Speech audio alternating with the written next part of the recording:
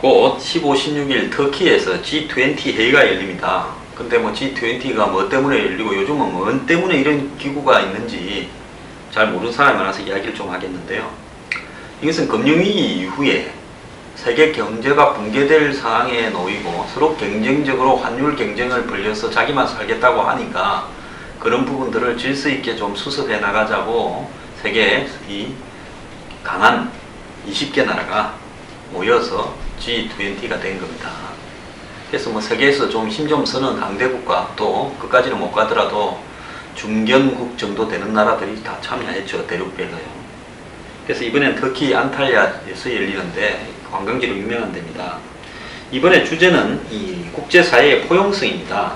그래서 국가 간에도 센 국가가 약한 국가에게 포용성을 가져야 되고 개발도상국에 기업에서도 중소기업에 대해서 성별로는 여성에 대해서 고용과는 관련해서는 실업, 특히 청년 실업에 대해서 전부 관심을 가지자 이런 주제를 갖고 이야기하는데요. 요즘 위기가 조금 덜해지니까 좀 느슨해져 갖고 주제가 굉장히 좀 산만하고 솔직히 좀 추상적입니다. 그런데 아마 내년쯤 되면 G20가 다시 열리면 또 경제 위기에 대해서 세계가 극복하자고 난리가 날 거라고 저는 확신을 하고 있습니다. 그런데 이 G20 참가 국가 20개에 차지하는 GDP 비율이 전 세계의 86%다. 그러니까 이 20개 나라가 세계 경제를 거의 대부분을 차지하고 있다. 이렇게 봐야 되겠죠. 그래서 이 나라에서는 여기에 참가한 나라가 150개 이상이 있을 거 아닙니까? 그런 나머지 개발도상국이나 후진국을 어떻게 도울 건가 이런 것도 고민을 하기 위한 모임입니다. 그래서 이제 거기에서 개도국 지원을 위해서 중요하게 논의되는 것이 국제 송금 비용, 즉 없는 나라 사람들은 전부 다 있는 나라에 가갖고 이 노동하지 않습니까? 그러다 보니까 국제적으로 돈을 보내는데 비용이 너무 들어가니까 이런 비용들도 좀 줄이자. 그리고 이제 청년 실업을 갖다가 15% 줄여가기 위해서 세계가 같이 노력을 해보자. 이건 하나만 하는 소리라고 봐요.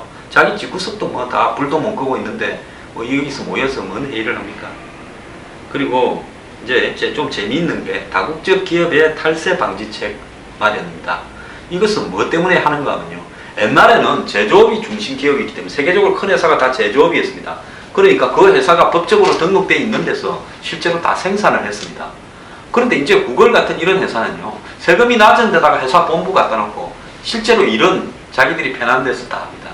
이런 일들이 워낙 이렇게 많아지니까 이것은 왜 그렇게 됐느냐. 제조업 중심 사회에서 디지털 경제 중심으로 변모하다 보니까 한마디로 사업장 개념이 희미해져 버렸습니다. 이런 집에서도 각자가 흩어져서도 합니다. 이렇게 되다 보니까 사이버 공간이 사업장이 되다 보니까 조세 부과를 어디에 어느 나라에서 해야 되는가가 굉장히 애매해져서 이런 부분에 따라서 이중과세 방지 협정을 나라마다 다 맺고 있지 않습니까? 세금을 한 군데 내버리면 다시는 다른 나라 가서는 안 된다. 이래 되다 보니까 역의 탈세가 굉장히 많이 이루어지고 있습니다. 미국의 아마 대표적인 기업들은 전부 역의 탈세를 한다고 이번에 미국에서도 성토가 대단해요. 유럽연합에서는 프랑스 같은 나라는 법인세가 굉장히 높죠. 30% 이상이 되지 않습니까? 이런 나라에서는 법인세가 낮은 룩셈부르크에 공장들의 본부가 다 가 있습니다. 그러다 보니까 영업은 프랑스에서 하고 실제로 프랑스 과세당국은 세금을 먹일 수가 없는 이런 겁니다. 그래서 세계에서 1인당 GDP가 가장 높은 나라가 룩셈부르크입니다. 어마어마합니다. 8, 9만 불 될 거예요. 이런 부분들 때문에 이 조세 정보도 교환하고 이중과세 방지 협정의 그 맹점도 고치자. 이런 부분이 이번에 그 G20의 핵심 의제고, 그 다음에 비경제 이슈로는 난민하고 테러 문제가 지금 의장국인 터키가 중동 아프리카 난민의 본거지가 되어버려가 죽을 고생을 하고 있습니다. 터키는 시리아하고 수백 킬로 국경을 점하고 있는데 시리아 국민 중에서 한 1,000만 명 이상이 다 외국으로 달아나 버렸습니다. 전쟁을 피해서요. 그러다 보니까 터키에 곳곳에 난민 캠프입니다. 올해만 해도 이 유럽에 지금 60만 명이 유럽으로 지금 갔다. 그리고 터키에는 시리아 난민이 200만 명이 들어있다. 그리고 이것이 또 난민들이 테러하고도 연관되어 있다. 그 시리아와 터키는 국경이 900km랍니다. 이런 상황에서 200만 명의 시리아 난민이 터키에 들어와 있는데 터키에도 지금 자폭 테러가 있어서 지난번에 뭡니까 130명이 죽고 그랬죠. 그래서 이런 부분들을 터키는 G20에서 EU나 유럽이, 미국이 좀 비용도 분담하고 우리도 좀 살자라고 하소연을 하겠죠. 터키는 항상 이슬람의 맹주라고 자처했는데 말이 화근이 돼가 요즘 맹주 대가를 똑똑히 치르고 있습니다.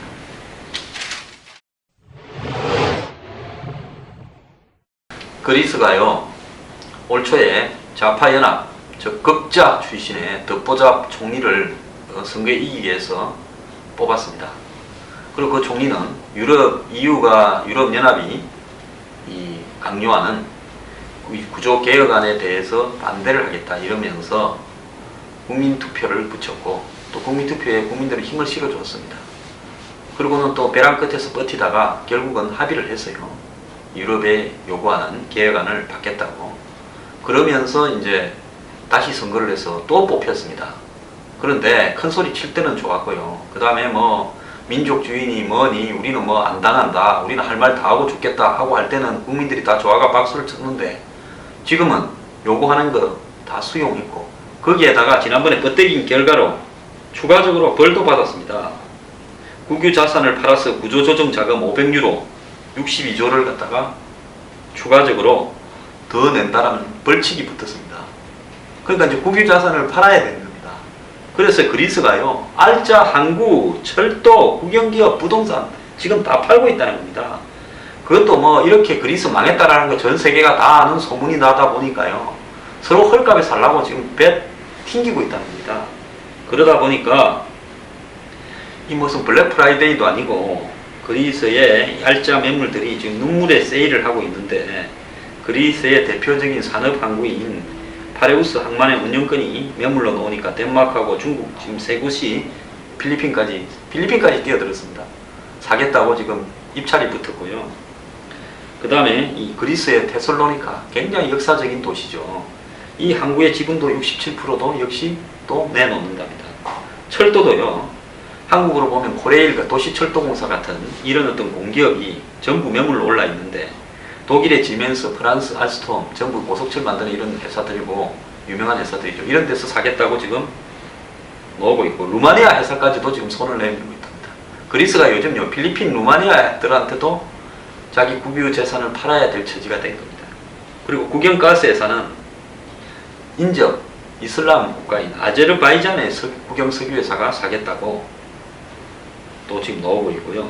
그래서 이슬람 국가가 98%가 기독교 계열인 동방정교의 신자인 그리스국의 가스를 다 장악하는 일이 벌어질 것 같습니다. 그래서 이런 그 현상을 지켜보면서 국민들이 한마디로 선동이나 프로파간다에 쏘은 결과가 얼마나 대가가 혹독한가에 대해서, 잔치는 금방이고요. 잔치가 끝나면 이제 잔치에 들어간 대가를 눈물로 지불해야 되는 상황이 지금 그리스에서 벌어지고 있는 겁니다. 우리도 IMF 때 이런 꼴을 당했는데요. 세계 경제가 어렵다 했는데 제가 요즘 좀 걱정입니다. 이런 꼴을 안 당하려면 우리 정신 똑바로 차려야 됩니다.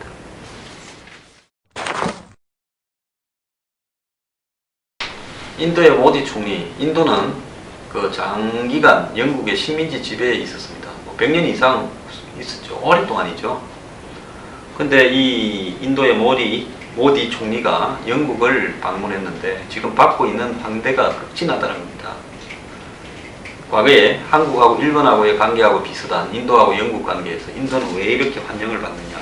얼마 전에 시진핑이 뭐 영국에 한 50조 투자한 데서 환영을 많이 받았는데 그때보다도 훨씬 더 하다는 겁니다. 그 영국에 보면 축구 성지로 불리는 웸블리 구장이 있는데요. 그 구장에 7만 명이 이 영국 내각 전원이 와서 모디 총리 환영식을 한다 그러고, 뭐 여왕의 오찬도 있고, 그래서 지금 난리라는 겁니다. 그 왜 그러면 영국이 인도 총리한테 이렇게 난린가? 인도가 요즘 경제력이 성장하고 있고, 또 친기업 정책으로 작년에 인도 기업이 영국에 122건의 투자를 했답니다. 그래서 우리가 잘 알고 있는 자동차 브랜드 제규어하고 랜드로버도 지금 인도의 타타 그룹에 넘어갔다고 합니다. 이러다 보니까 이 영국이 요즘 뭐 유럽 경제가 다 안 좋은데 그 중에서 영국은 좀 나은 편입니다. 근데 영국은 제조업이 굉장히 약한데 지금 인도가 갖고 가고 있는 이런 친개혁 정책과 경제 활력이 영국으로 좀 전이되기를 바라는 입장에서 영국이 과거의 식민지의 총리를 불러다가 저렇게 대대적으로 이 환영을 해주고 있는 겁니다. 그래서 이번에 아마 18조 규모의 각종 이 계약에 이 사인을 할 거다 이러는데요. 영국 사람들 보면요, 정말 장사 잘합니다. 영국은 요즘 보면 뭐 금융, 디자인, 문화 이런 거 외에 산업이 한 개 더 생긴 것 같아요.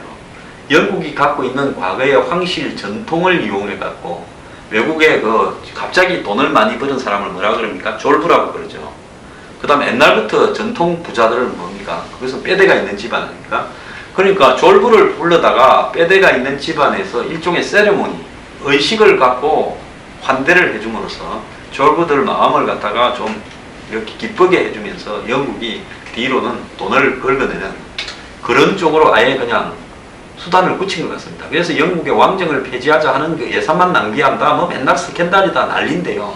그래도 영국이 왕정이 폐지 안 되는 것은 전 세계를 상대로 세일을 하기에는 그 왕정이라는 그런 어떤 데서 나오는 문화와 전통을 가지고 대접을 하기 위해서 일종의 굉장히 훌륭한 호스트 역할을 수행하는 것 같습니다. 영국 참 장사도 다양하게 잘해먹습니다.